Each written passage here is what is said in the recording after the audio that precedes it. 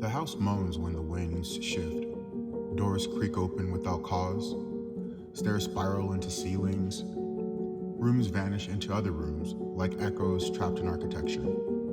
In San Jose, California, there stands a house with no blueprint and no end. A mansion designed not for the living, but to confuse the dead. But the true mystery isn't the palatial labyrinth itself, it's the woman who built it. This is not just a story of the Winchester Mystery House, it's the life of Sarah Lockwood Winchester, a woman who lost everything, inherited a fortune from a weapon of death, and spent the rest of her days building something no one could fully understand. Her life was one long séance, a soft whisper between the world of the living and the lingering weight of the departed. If you keep watching, I guarantee you're going to learn something new and fascinating probably about Sarah Winchester's story. And when you do, give this video a like. Sarah Lockwood Pardee was born in 1839 in New Haven, Connecticut, into a well-respected and intellectually inclined family. Her father, Leonard Pardee, was a successful Finnish carpenter and joiner. Her mother, Sarah Burns, came from a line of well-educated New England stock. So the Pardees, they were comfortably middle class, wealthy enough to ensure their children were educated, but humble enough to prize work and discipline. From a young age, Sarah exhibited brilliance. She learned Latin, French, Spanish, and Italian. She studied the classics, attended concerts, and read Shakespeare before she was 10. She was a musical prodigy on piano and organ, and possessed a scientific curiosity that made her a darling for the local elite.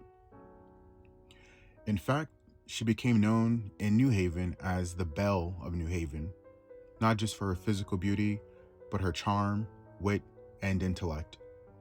She stood out in a time when women were expected to be seen and not heard. Sarah was clearly both. Her family had close ties to Yale University, and though women were not admitted at that time, Sarah was known to attend lectures informally. Something not uncommon among upper-class New Haven women.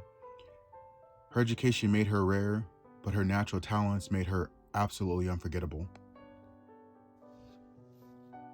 In 1862, Sarah married William Wirt Winchester, the only son of Oliver Winchester, the founder of the Winchester Repeating Arms Company. It was during the height of the Civil War, and the Winchester rifle, a lever-action repeating rifle, was changing the face of combat. The rifle that bore William's name would become infamous. It was lightweight, fast-loading, and deadly accurate. Nicknamed the gun that won the West, it was used in battles against Native Americans, in military conflicts abroad, and in countless civilian killings. Every rifle so pumped blood into the veins of the Winchester fortune. Sarah had married into an empire forged by death. In 1866, the couple had their first and only child, Annie Pardee Winchester. But joy gave way to devastation as 6 weeks after birth, Annie died from marasmus, a condition where the body fails to absorb nutrients. Sarah watched helplessly as her infant daughter withered before her eyes, unable to eat, unable to grow, unable to live. The trauma broke something inside her. Friends said she retreated into herself. The lively, sparkling woman they had known grew pale and listless. William tried to comfort her, but he too was fading. Diagnosed with tuberculosis, his health declined slowly and painfully over the next decade. In 1881, Sarah's world collapsed for the second time when William succumbed to his illness. He was just 43. Now alone, childless and widowed, Sarah inherited roughly $20 million, over $600 million today, along with a 50% stake in the Winchester Company, which bought her a whopping $1,000 a day in passive income. That's equivalent to around $30,000 today. That's a lot of money. It was more money than most people could imagine, but for Sarah Winchester, it was an inheritance steeped in blood.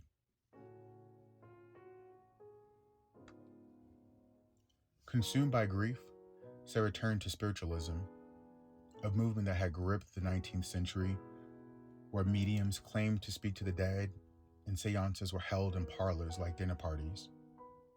According to legend, Sarah consulted a Boston medium who told her she was cursed. The spirits of those killed by the Winchester rifle were angry. They would not rest. The medium said the only way to keep them at bay was to build a house, continuously and endlessly, as a way to appease them. If construction ever stopped, so too would Sarah. Whether this story is factual or not, we can't say, but it's fascinating, and Sarah did leave New Haven shortly after an eerie encounter with a medium. She sold her family home and began a quiet pilgrimage westward. Slow, very slow. She eventually landed in San Jose, California, a far-flung escape from the ghosts of the East. There, in 1884, she purchased an unfinished 8-room farmhouse on 162 acres of orchard land in Santa Clara Valley, and she began to build. Construction on the house began immediately, and it never stopped. For the next 38 years, until the day she died, Sarah Winchester employed crews of carpenters, masons, glaziers, and artisans to work on her home 24 hours a day, 7 days a week. There were no blueprints, no overall design. The home evolved according to her dreams, visions, nightmares, and perhaps something more. The results were staggering. 160 rooms, 2,000 doors, 10,000 windows, 47 fireplaces, 13 bathrooms, 6 kitchens, and over 40 staircases leading, in some cases, nowhere. There were secret passageways, spy holes, cabinets that opened into brick walls, skylights built into floors. Just a lot going on.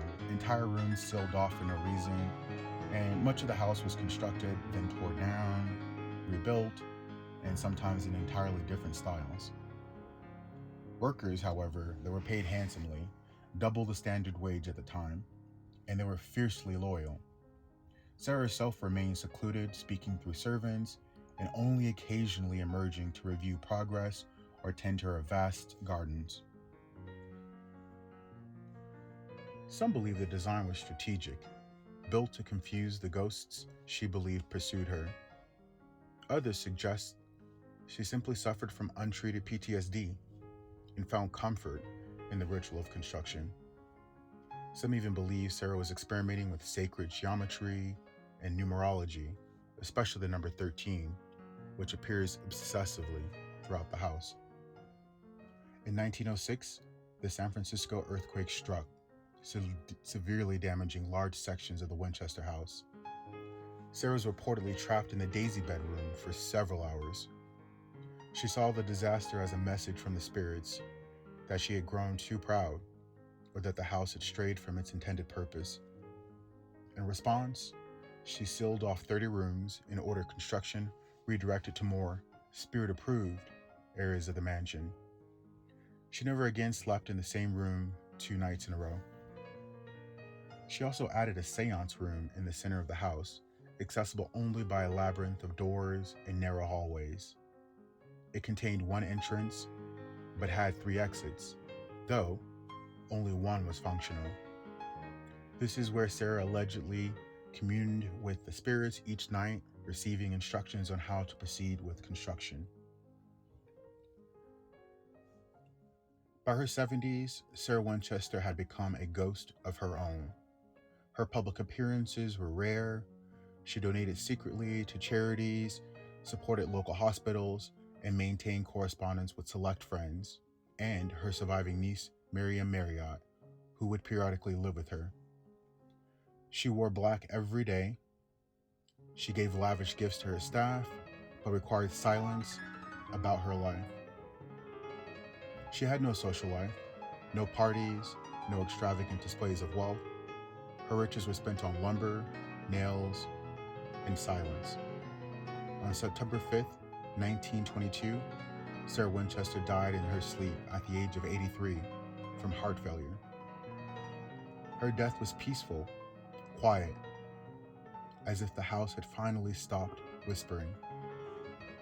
Her will was 13 pages long and signed 13 times.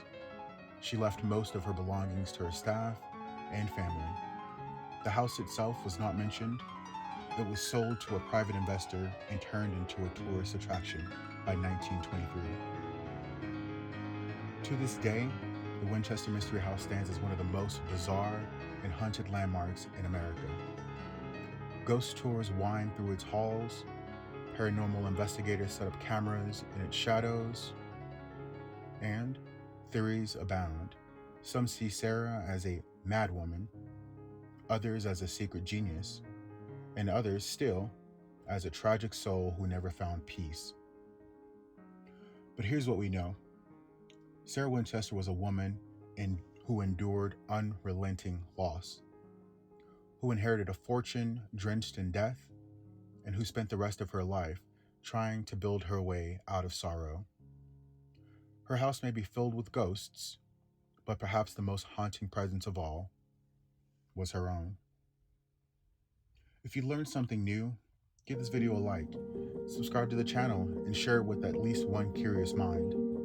Seriously, these 3 things are easy and free to do and are invaluable to the growth of the channel. And remember, when you feed on facts, you'll never go hungry.